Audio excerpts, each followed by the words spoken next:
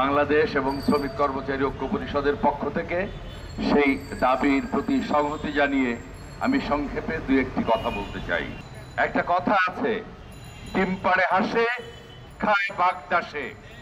কাজ করি আমরা আউটসোর্সের লোকজন, আর লাভের গুড় নিয়ে যায় কতিপয় ধান্দাবাজ ঠিকাদার।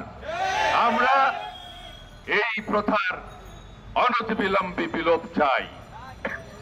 একবিংশ শতাব্দীর আধুনিক পৃথিবীতে এবং বাংলাদেশে ইদানিং কথায় কথায় যারা বৈষম্যহীনতার কথা বলেন, সেই বৈষম্যহীন বাংলাদেশে এর থেকে বড় বৈষম্যের কি আছে যা আউটসোর্সিং মানুষের সাথে করা হয়।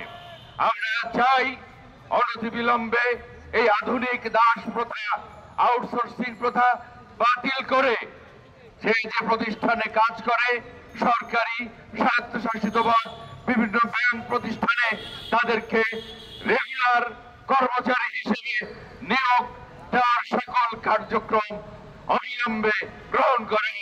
আমরা স্কপের পক্ষ থেকে সেই দাবি জানাই।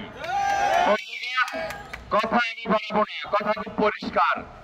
এই দেশটা মুক্তিযুদ্ধের বাংলাদেশ, আর মুক্তিযুদ্ধে 90% লড়াই করেছে হচ্ছে দেশের শ্রমজীবী কর্মজীবী মানুষ।